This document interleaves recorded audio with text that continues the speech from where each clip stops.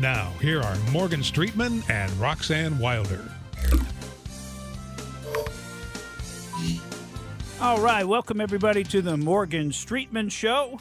Where's Roxanne? Roxanne's not here today, Pat George. Where is she? Open the curtain so I can see. You're not allowed to look behind the curtain, Pat George. You know that. Pay no attention to that man behind that curtain. You can't know how all the magic happens, of course. We have the great and powerful Morgan Streetman here today. I brought my crystal ball with me, looking both forward and backward in time. You know, I do a lot of shows with a lot of people on here, and I got to see I tell you, I watched you the last 20, 30 minutes, the intense that you have getting ready. You know, not only, and people need to know this, everybody is like, they get mad because somebody's, you know, when they go on the air, they're one-sided. Yeah. You go to both sides. Try to. Right, you find both. I remember you were investigating something about voodoo once. You like nothing about that. But you went into it and you checked it all out, the good and the bad and both sides. And I admire you for that. So when we get it from you, we're getting your opinion, but you're not biased. Yeah. Well, and as you see, I brought a lot of articles this week. Yeah. I've now got a new printer up and running, which is quite nice. See, I can show you pictures that I brought. Oh, look who that is. Some stuff to talk about. In fact, maybe we'll start out with that kind of as our quick look back, because I want to get into a story that relates directly to that came out last week, but didn't get much play. I mean, it came out on Fox News. Laura Ingraham show, was involved in it, and it involved hydroxychloroquine. And I was thinking, well, there's a name we haven't mentioned in a while, because, on this show, I mean, we do not talk as much about the coronavirus as we used to. We talked a lot about it, and we were early to the party, so to speak. As Roxanne pointed out either last week or the week before, we were talking about it back sometime in January. So we were kind of, early adopters of the coronavirus story. And, lately, so much of the news has become about the coronavirus, and it's become this kind of series of updates on the numbers. What are the numbers today? And that's just not a very exciting way to look at things, and it's kind of drawl, isn't it? So we haven't been keeping you up to date on the numbers, particularly the numbers of cases, which seems to be now the only thing they want to report, since the number of deaths is down, right? Deaths are down, although, they say there's some spikes in them, I think, relatively, as a percentage of people who are confirmed to have had coronavirus, deaths are down. It's not as deadly as it used to be. But the picture I brought in that I was showing you is Dr. Anthony Fauci, which I don't know if you got a chance to see him throwing out the first pitch. Oh, yeah. I figured you might have seen that. Was that a baseball or a boomerang? I mean, come on. What was the guy doing? That was a pretty bad first pitch. You'd think he might have done a practice throw or two. I mean, the guy looked like, look, it's fine. It's not a big deal. Don't mean to criticize him about it, but he looked like he might never have thrown a baseball before. I mean, I'm no baseball pitcher, but, I think I could probably have done slightly better than his effort. But in any event, and then he went up into the stands, and like nobody else, he got to watch the game. I mean, must be nice, right? Must be nice to be Mr. Important. Well, sure enough, while he's up in the stands, there are multiple photographs of him talking and interacting with his buddy. He was there with his buddy and his wife. The three of them in an empty stadium get to watch the Nationals game. And sure enough, he doesn't have his face mask up. His wife doesn't have her face mask on. I mean, there were multiple pictures of them in all different poses without having their face masks up. Now, this is the guy who's telling us all we have to wear face masks. We should wear them at all times. We should wear them alone in our home. Should be wearing a face mask. And here he is sitting right next to his wife. Okay, well, that's okay because they're in the same household. And there's apparently an exception for people in the same household. There are all these exceptions. There's exceptions for people who are rioting or protesting. There's exceptions for people in the same household. But he's also sitting there with his buddy, one of his very good friends, he says. And there he is. And he tries to claim, I had to take my mask down to get a sip of water. But there's so many photos of him with his mask down. He's so clearly not sipping water in any of the photos that it doesn't seem to be a reasonable explanation for why he didn't have his government-approved mask properly affixed to his face. Well, when he did have it up once, it was under his nose. Well, you got it. He's not doing it properly. I mean, that's almost as bad as not wearing a mask at all, right? I mean, this is what they're telling us. This is what the rulers, the people who are in charge, the people who are smarter than us, the scientists are telling us. And here they are, caught in the act. I mean, they're not social distancing. They're sitting one right next to another. And you know how those sports park seats are. I mean, if you're a person who likes a little bit of space, you better buy 2 seats or maybe you better buy 3. Anyway, they're all sitting right there together, one right next to another, in a row. And he had the perfect opportunity to make a great example by separating at least 1 or 2 seats. There you go. I mean, exactly, Pat George. The same criticisms that they put onto other people, they can't even meet themselves. They're a bunch of darn hypocrites. And speaking of a bunch of hypocrites, let's talk about the hydroxychloroquine study that came out. And there was a Yale epidemiology professor at the Yale School of Public Health, not a, run-of-the-mill college. I mean, this is Yale. It's probably one of the greatest, educational institutions in the country, Dr. Harvey Risch. And he actually said that he believes that if we used hydroxychloroquine in the right way, that we could save, according to him, or could have saved and could save, a total of 75 to 100,000 lives from the coronavirus. That's huge. I mean, they talk about wanting to save lives and slow the spread and all these other things. And Dr. Harvey Risch says, for some reason, there is a propaganda war. Now, could you imagine what the reason might be? There's a propaganda war that's being waged against this drug. It's for political purposes, not medical purposes. So, President Trump came out and said, hey, there's this drug, hydroxychloroquine. I don't know why, but I think it might help you. You might want to give it a try. And all of a sudden, everybody in the media said you can't say that. You're not a doctor. That is the worst thing you could do. You are endangering people's lives. And we had people like Neil Cavuto, and he was saying, this drug will kill you. Forget the fact that it's got like a 60-year documented history of basically being safe, of not killing people. Forget the fact that it's been prescribed for these 60 years for things like malaria and rheumatoid arthritis and lupus, and never once have they ever made anybody go and get some kind of EKG, some kind of a heart test to see if can your heart handle hydroxychloroquine. They never did that. But now President Trump comes out and says something about it, and all of a sudden, this drug, it's like taking strychnine. I mean, this drug is lethal. And not only is it lethal, but if you want to take it, you've got to take all these tests to make sure you can handle it. We got to know if your heart can stand up to hydroxychloroquine. What if the president had never brought that up? Where would we be today with that? Well, I don't think we would know about it, period, right? I mean, why did they? I mean, it wasn't just to take the president down a notch, and now we might be treading on a thin line here, but,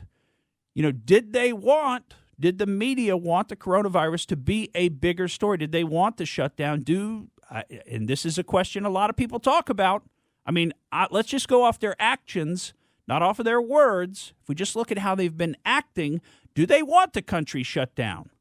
It appears that they do. It appears the media does, and it appears that the Democrats want the country shut down. They're talking that way again. And they want to do it again. They had it for a while, and it's not good enough because now the economy is sort of coming back, although I think there's some question as to how much the economy is coming back or what kind of economy we've even got at this point in this country.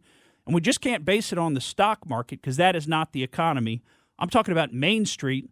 I'm talking about the studies from Yelp that show that about 60% of the businesses that have closed on Yelp are closed permanently. They're never coming back.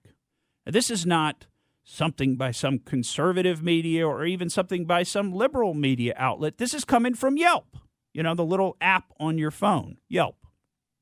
So they've come out and said 60% of the businesses that have closed are never reopening. Now, that tells me that the Main Street economy is not doing quite as well as the stock market appears to be doing. So we certainly shouldn't focus on the stock market. But let me tell you just a little bit more about this hydroxychloroquine. There was a study that came out from the Henry Ford Health System in Michigan, and it covered the early administration of hydroxychloroquine, and it was published in the International Journal of Infectious Diseases, and it determined that hydroxychloroquine provided a 66% hazard ratio reduction. And just to give you an idea of the numbers, untreated patients had about a 26.4% mortality rate. Patients treated with hydroxychloroquine alone had about a 13.5% mortality rate. So it cut a lot of us have heard this that have been following this, it cut the mortality rate in half. Now, why wouldn't the media be sharing this with us, and why wouldn't everybody want to take this drug if they got it?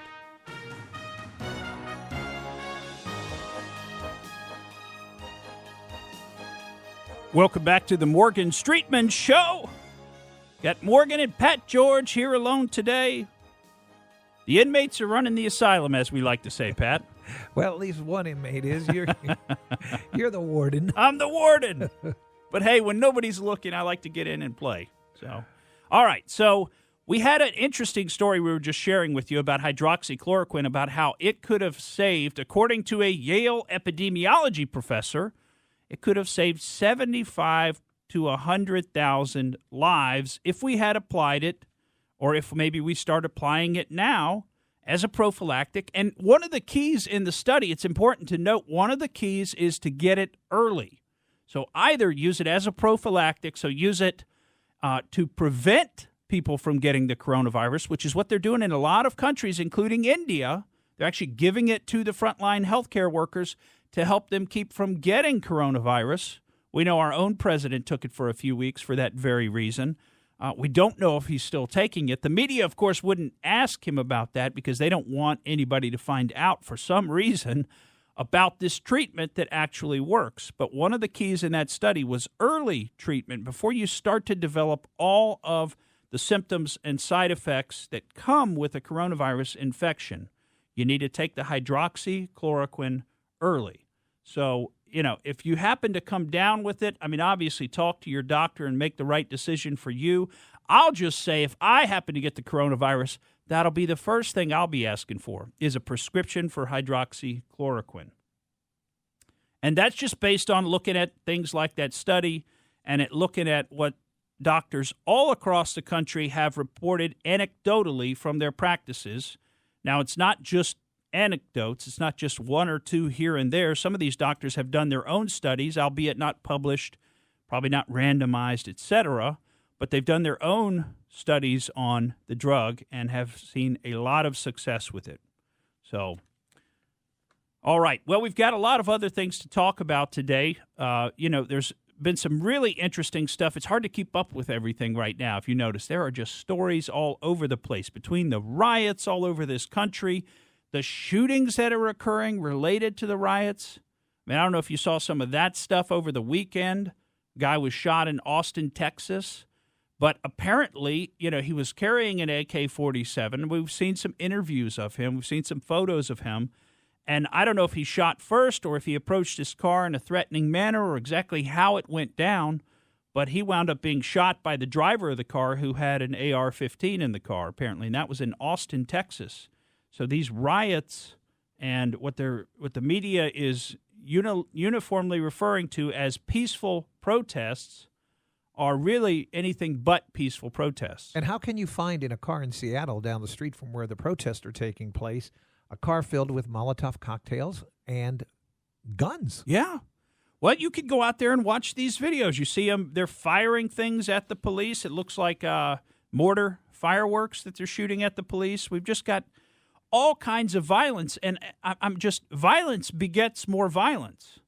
This is not going to lead to the place that at least they're paying lip service to where they want to go, which is decreasing violence. Wasn't that the whole concept, is that there's police violence against members of a certain community? It somehow is more than what is visited on members of other communities. And of course, the data doesn't really support that position. It doesn't support that position. The data doesn't support it. A lot of people feel strongly that way, though, and they're willing to go out and then be violent to other people. And we've seen the violence increasing, and it's really very sad when you think about it. And we're going to get to a story shortly that really is very, very sad in this exact vein. But I wanted to start out with the story about, and this is just one of many. I mean, we shared some with you last week about a guy named, I believe it was Henry Washington, who shot a couple of police officers in, I think it was Seattle, somewhere up in the Pacific Northwest.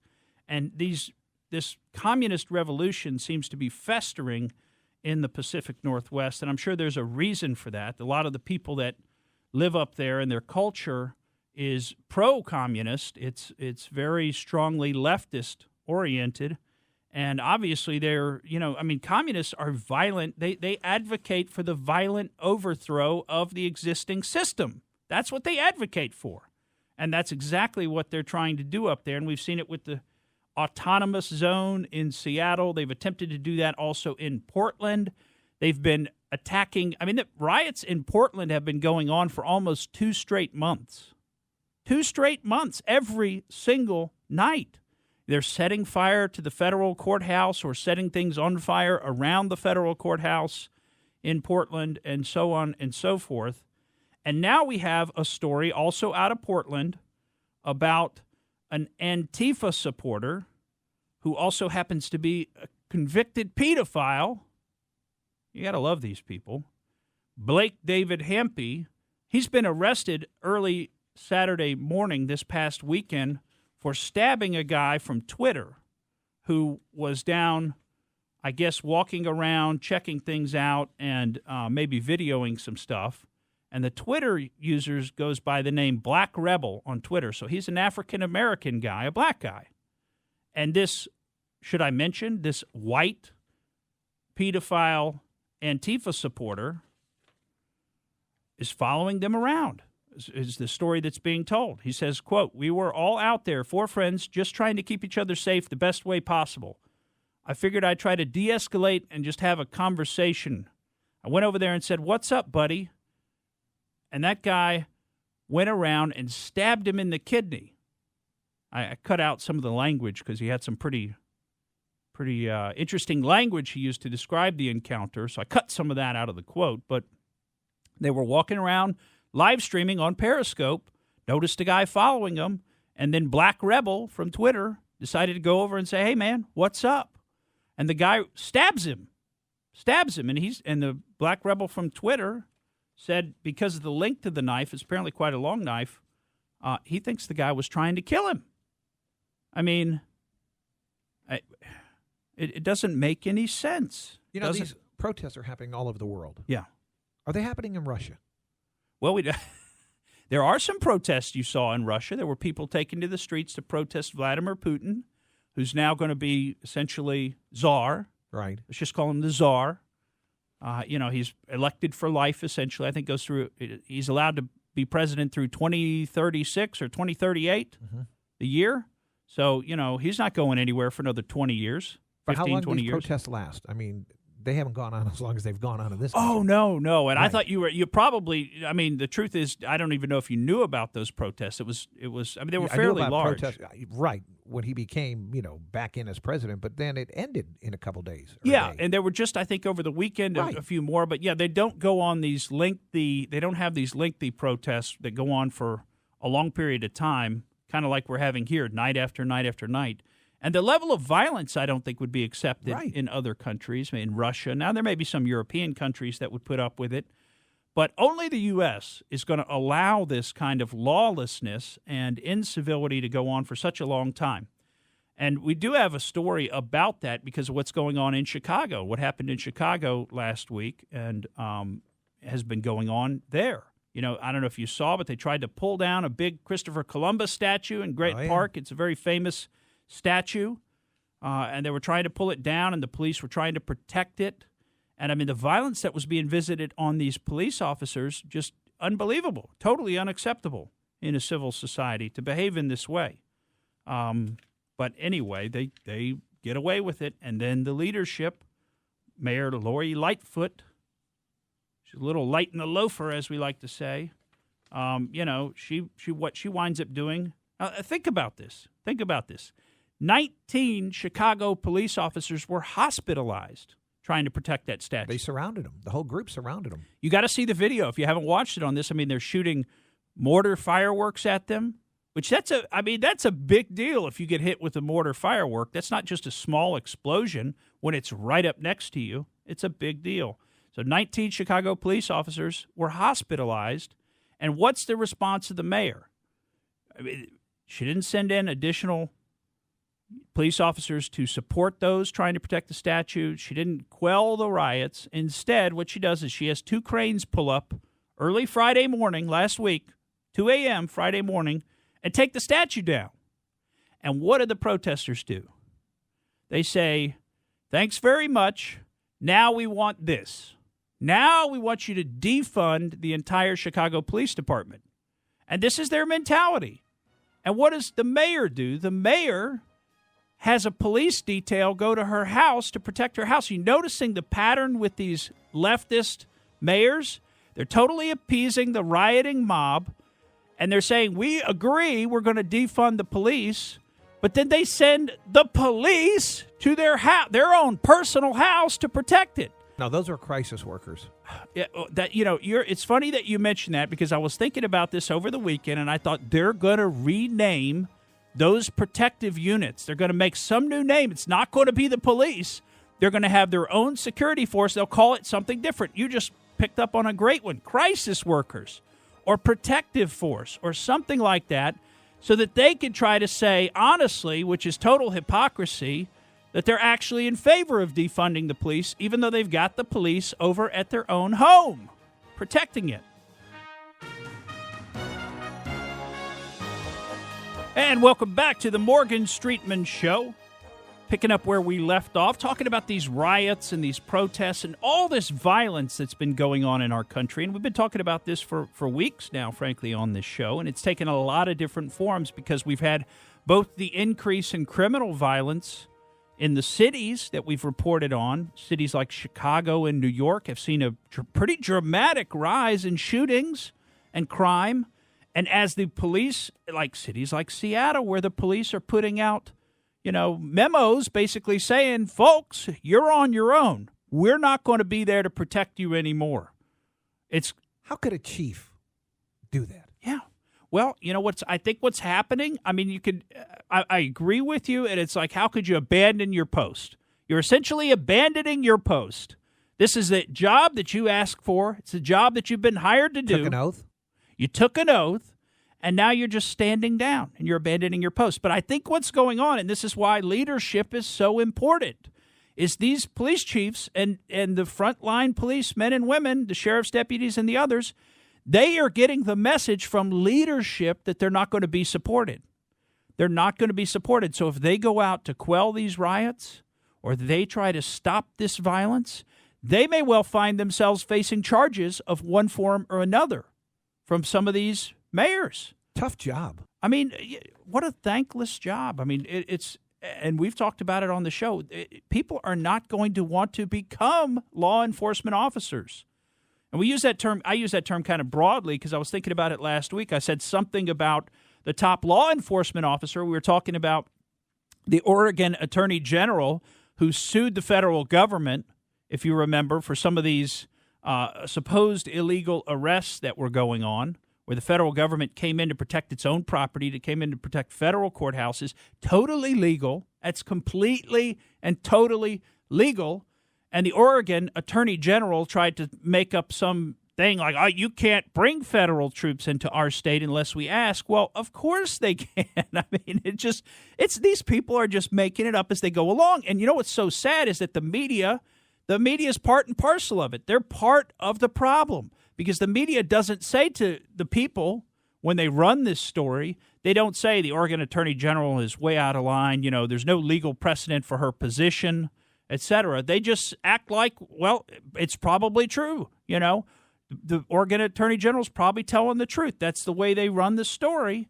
And the federal government shouldn't be sending these unmarked troops in to protect its own property. But that's the opposite of the truth. But the media is not performing its function to actually do any analysis and say, here's the story, but hey, we looked into it, and the Oregon Attorney General's way off base. Well, anyway, last week I referred to her as law enforcement because, as we know, the Attorney General is actually the top law enforcement officer in the whole state. But, I got to thinking maybe that was a little confusing because people may think I'm criticizing the actual cops and deputies on the front lines, and that wasn't what I was criticizing. I was criticizing the Attorney General. So what we've got in this country right now is a failure in leadership, and it's in all these Democrat-controlled cities where that's going on. That's where you see the big failures in leadership, Democrat-controlled cities. And, do you think it might be political? Could they be allowing these things to go on for a political purpose to keep their cities and towns economically shut down? Because any price is worth it if we can get rid of President Trump. They're willing to pay any price, including if we have to destroy half the city. We'll rebuild once Biden comes into office. I guess that's their attitude, but it's really showing up in a lot of different ways. You've got criminal violence, you've got riots going on, you've got the destruction of property, destruction of statues, the erasing of history, very tragic situation. And then you've got just straight up murders, just murders. And are they politically motivated? Well, we don't know. And now we wanted to share a story with you, and we shared one just a few minutes ago about basically a black Trump supporter who was going around live streaming in Portland and got stabbed by one of these Antifa goons. Well, now here's a story. This one's out of Milwaukee, Wisconsin, of a gentleman who's now deceased named Burnell Trammell. He's 60 years old. He was very well known in town because he was an activist. He sort of makes these hand-painted signs, and a lot of the signs say basically, vote Trump 2020 or some version of that. And he, again, black guy, dreadlocks, he would go around town with his signs. He was very well known in town. In fact, he was so well known that he was interviewed last Thursday, and it basically was being interviewed by a local reporter type guy, a local blogger type guy, just about, his message, why he does what he does. Huh? You keep saying was. Yeah, well, okay, so he's interviewed on Thursday of last week. Thursday afternoon or evening, afternoon, somebody drives up in a car because he stands outside this little shop that he's got, drives up in a car and shoots the guy, kills him. It's unbelievable. Now, we don't know why, but he's been an activist in this community. He's a known person. I'm sure a lot of people in the community probably roll their eyes at him when they see him. Oh, there's that crazy guy again, or whatever. But here he is, just trying to exercise his right to think and speak freely in this country, which it's supposed to be, you're allowed to do that under the First Amendment. You're supposed to have the right to freedom of speech. That's not supposed to be infringed. And he's just speaking his mind. You might not agree with him, and that's okay. You don't have to agree with him. That's the point. But you don't have to kill him either just because you disagree. And that's the point that we seem to be getting to in this country, which is what's so sad, is that you can't just disagree with somebody. You can't just say, I don't agree, I don't support Trump, whatever. No, somebody's got to come up and try to kill this guy. Now, apparently he was being followed around town earlier in the week last week by somebody carrying another sign, like a counter-protest. So he has his sign, Vote Trump 2020, and then somebody was following him around carrying a sign that says, Psych. Okay, so he was attracting a lot of attention. Apparently there are entire Facebook groups. He's not even on Facebook. He doesn't even have the Internet. He didn't have the Internet. Anyway, there were Facebook groups that were dedicated to sort of, trying to counter this guy who's just, as you can see in the picture here, he's just carrying around hand-painted signs. Couldn't be any more basic than that. And it just says, vote Donald Trump 2020.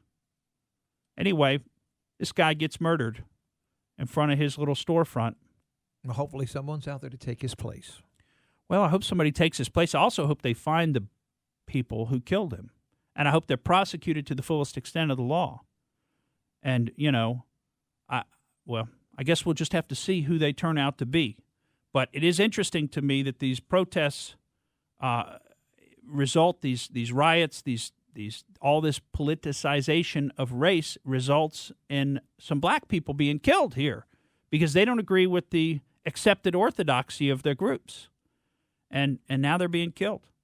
And, it's very sad in this country. Well, all right, and speaking of which, we got Facebook now has announced that they're going to be cracking down on QAnon content. I don't know if you saw, but Twitter has already started cracking down on QAnon content. They banned something like, 7,500 accounts that would post QAnon stuff. Now, we've talked about QAnon on this show a number of times in a number of different contexts.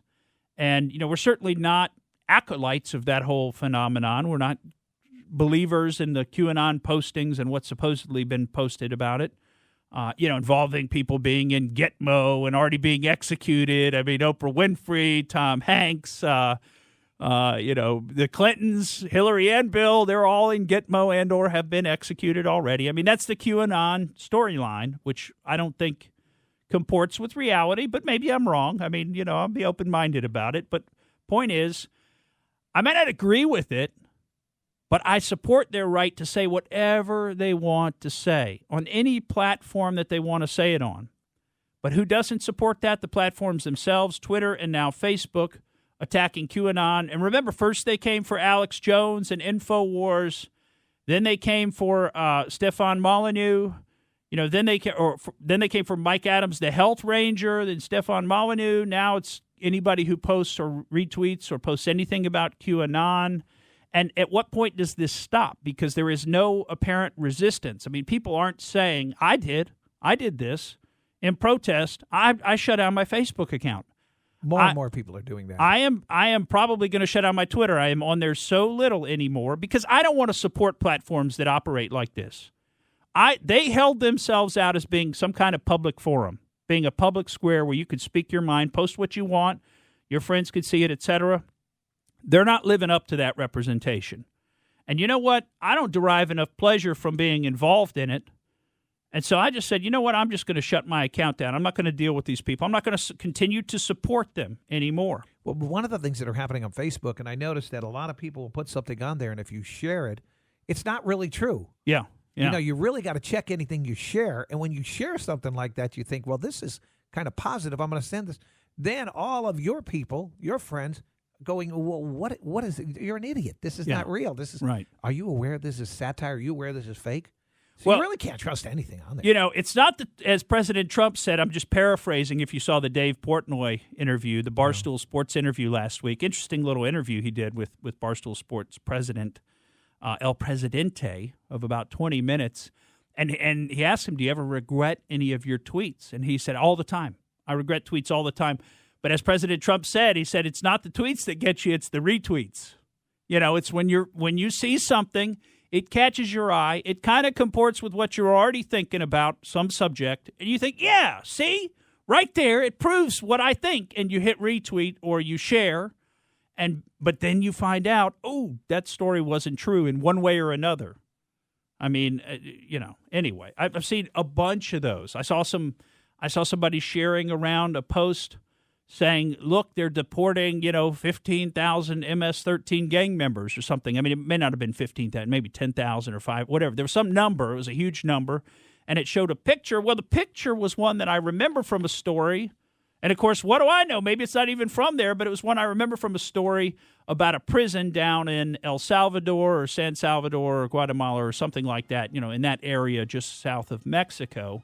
It was all the prisoners, and they had them all kind of crammed together. They were sitting where they had their legs spread, and the guy in front of them's rear end is jammed way back up in your crotch, and the next guy's rear end is jammed up in his crotch, and you're like, boy, I wouldn't want to be in that prison lineup. But anyway, so these kind of stories are being shared around, and you've got to kind of look into them before you share them, or like you said, Pat, you wind up getting lambasted by your friends saying, you're so stupid, you didn't check Snopes first. We had a couple other stories I wanted to get to. We'll see if maybe, we got too many left to really cram them all into the Out There segment. And maybe I'll hold back the one on Cardinal McCarrick. But I do want to tell you about a op-ed that Jonathan Turley put in The Hill last week, which is pretty darn interesting. We'll talk about that when I come back.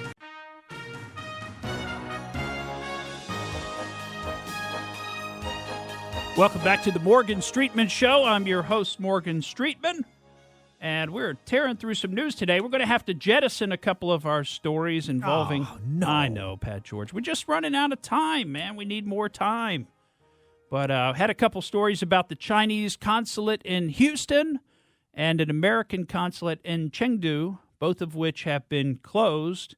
The U.S. government last week forced the closure of the Chinese consulate in Houston, said it was a hub for spying activity. And, of course, I've been there myself. I went there last year. I don't know if you remember that. But anyway, maybe we'll circle back and talk about that some next week, because I've got to get to this op-ed written by Jonathan Turley. Now, he's one of the commentators on a lot of things lately. He's like a legal commentator. He's not a President Trump fan, although he sided with President Trump's position in the impeachment hearings. So he's really not a fan of President Trump. He's not a conservative per se, but he said President Trump's legal team was correct in their position in the impeachment hearings, that what was alleged to have been done with respect to Ukraine, if you remember the whole phone call, if anybody can still remember that, I mean, it seems like a lifetime ago, right? But if you can remember all that, he said that there was absolutely nothing wrong with what the president did, and he was able to do all that. Well, it was nothing impeachable, put it that way. That's really what he said. He didn't make a judgment one way or the other about whether there was something wrong, but whether or not it's impeachable, an impeachable offense. Well, he had an op-ed in The Hill last week, great op-ed, and one of the things that he talked about is how the Washington press corps can engage in willful blindness with respect to the Russia investigation.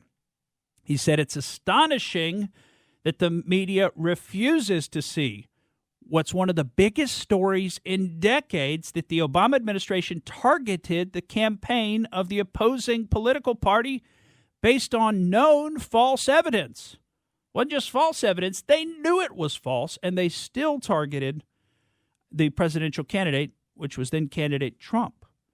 And if you remember at the time, we had Obama administration officials who were ridiculing any suggestion that there was any kind of spying on the Trump campaign. They would almost laugh it off derisively. Are you kidding me? You know, this is such I can't even believe you asked me that question. You know, that was their attitude. And now that we know the truth, we know that's exactly what was going on. You remember how President Trump said that they had wiretapped him, and everybody said, oh, he's so stupid. It doesn't even work that way anymore. There are no wiretaps anymore. Everything's electronic, digitized, et cetera. There's no wires, basically. So he's such an idiot. Well, okay, maybe he used the wrong term, or maybe he didn't, because that's the technical term in the law, wiretapping, right? But regardless of the term that he used, he was right in substance, and they tried to act like he wasn't. If you remember, even just last year, Attorney General, when he was testifying before the Senate, when he was being questioned whether or not he would be approved to be the Attorney General, he said that, yeah, he did believe that spying did occur. And, of course, the media, again, just absolutely lambasted him. So now, this Jonathan Turley op-ed hits 5 key points. I'm going to try to run through them here and still save some time for our Out There, because we have a great Out There this week. So let me see if I can do that. Let me see if I can hit his 5 key points. Point 1, the Russia collusion allegations were based in large part on a dossier funded by the Clinton campaign and the DNC, Democratic National Committee. And if you remember at the time, they denied that. The Clinton campaign totally denied it until they were caught red-handed, and there was irrefutable proof that and then they admitted it. Even Maggie Haberman, New York Times reporter Maggie Haberman wrote, quote, folks involved in funding this lied about it, and with sanctimony, for a year. So they just lie. They lie until they get caught.